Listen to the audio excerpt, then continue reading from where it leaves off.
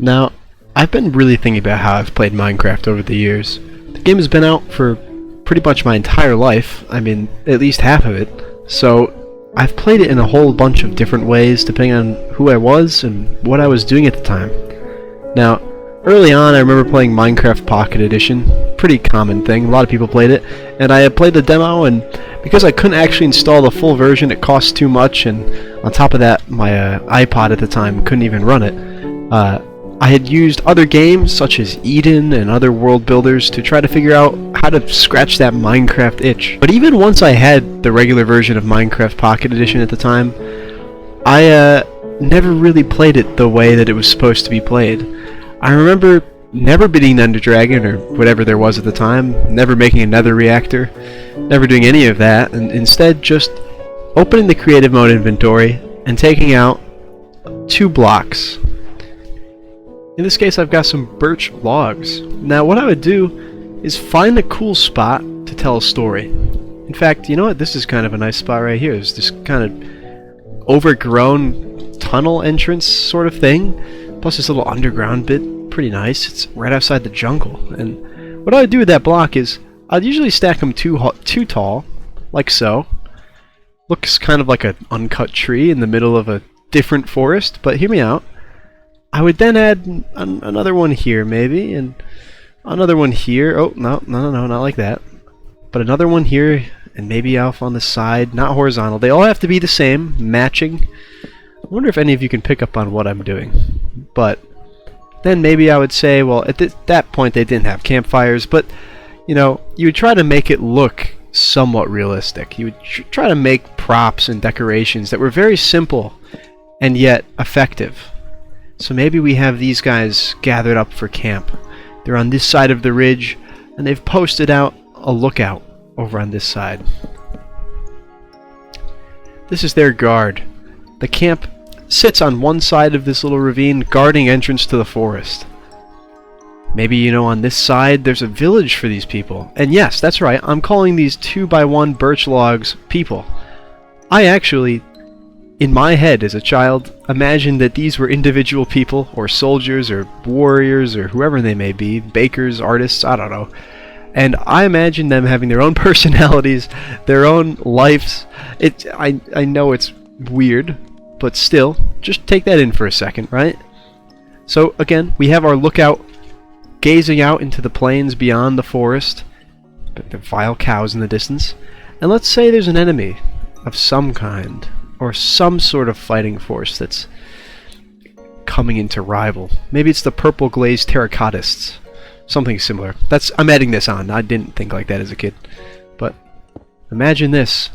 We have this sort of purple mysterious figure.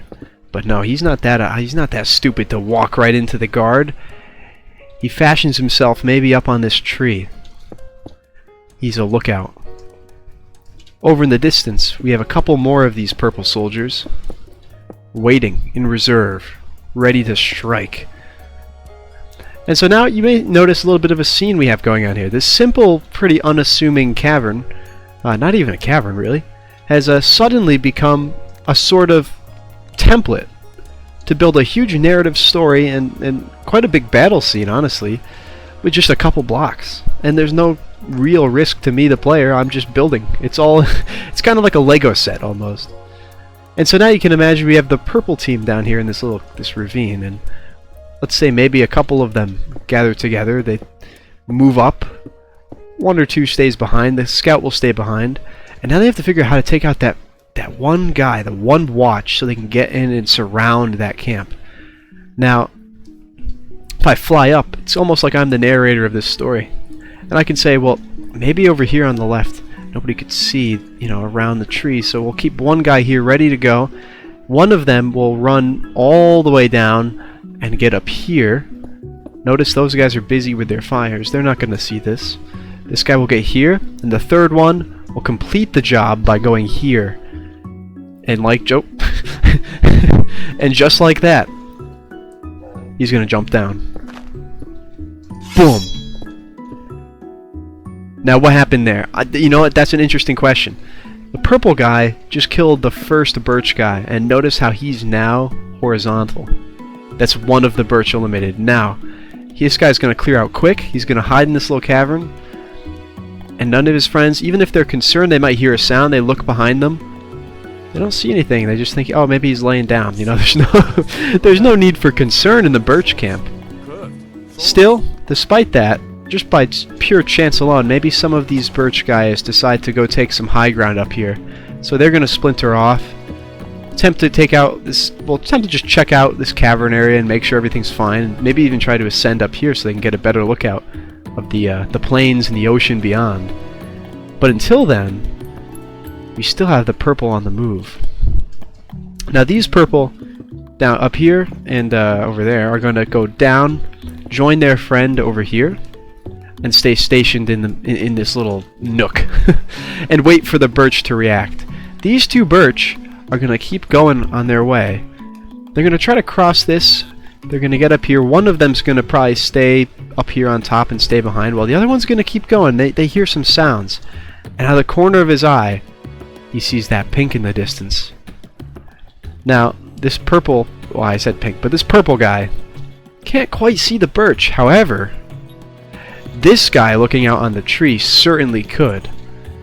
He gestures. He attempts to gesture and say that the lookout has been breached. So that purple guy, he'll try to go undercover. Maybe he'll retreat. He'll run away, and he'll lure the two birch on a wild goose hunt away from the camp.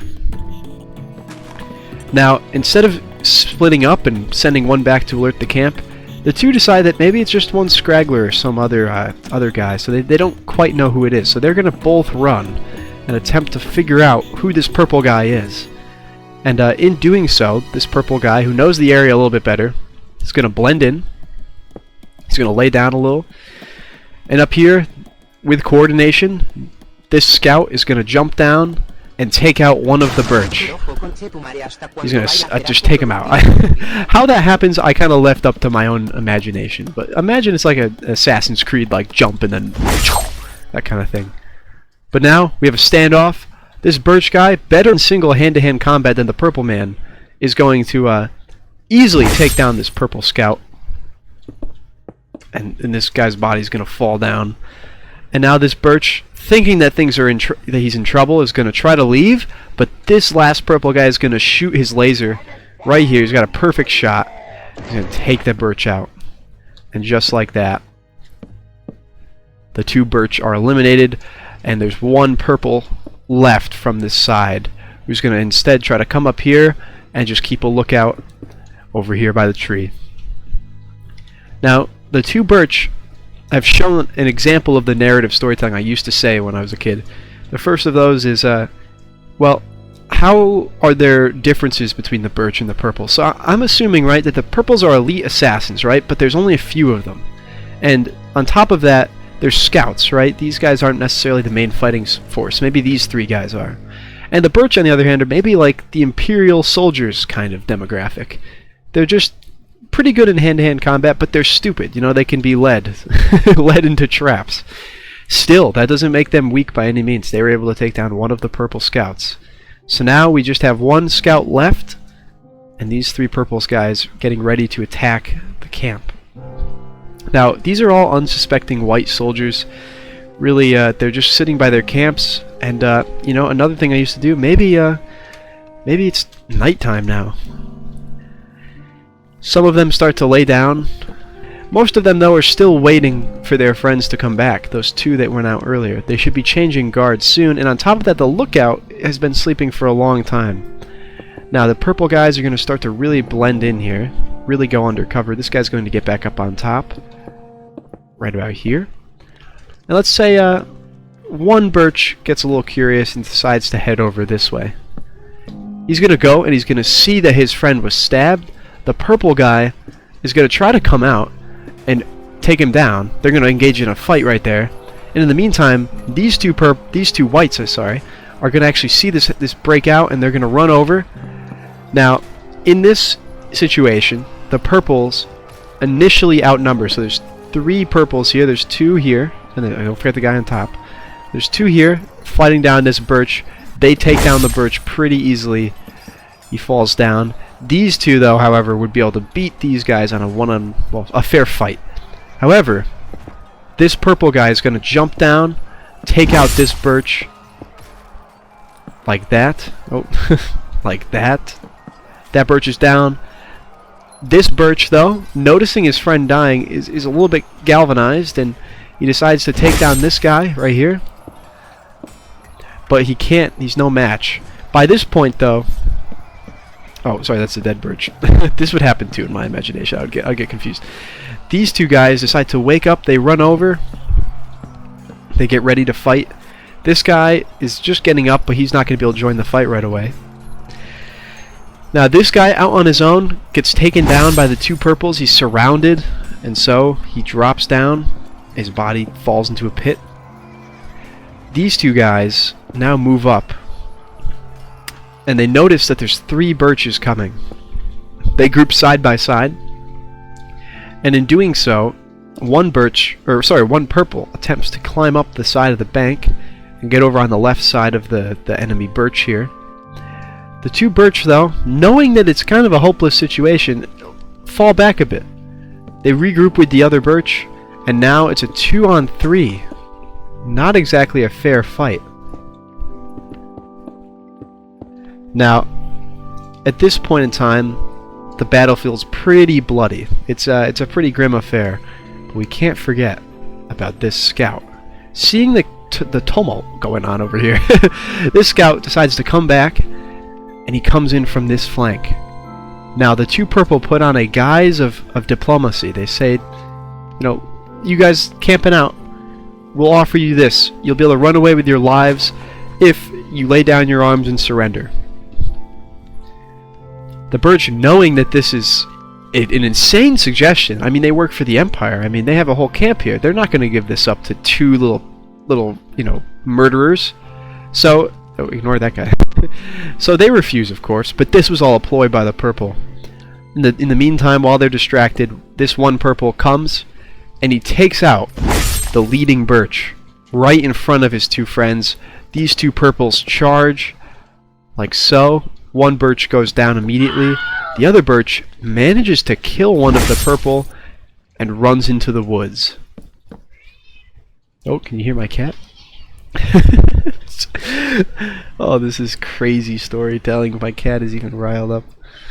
With all that said and done, 2 purples remain and 1 birch on the run. There's no saying when the Empire might return. Now, who knows why the purple actually attacked the white? Maybe it was over supplies or logistics, or just for the fun of having a fight. Honestly, that's what kids' mentalities are kind of like. They just crave action. But I hope this kind of gives you a glimpse into what Minecraft used to be like for me. If it was like this for you, let me know in the comments. If anybody even watches this, kind of a weird nostalgia trip. But I just remember making all sorts of armies. Not necessarily out of wool. I'd use other blocks. Like oak logs was one that I used sometimes, except they would look like trees. You have to keep in mind, when I did this again, there's so fewer blocks, but this sort of thing I'd use. Anything to make a military. That's what I would do. And these are like my virtual toy soldiers. They're so simple, just 2x1 blocks, but they can tell such a cool story. So thank you for my little nostalgic rampage. Thanks for watching, and that's all from me. Take care.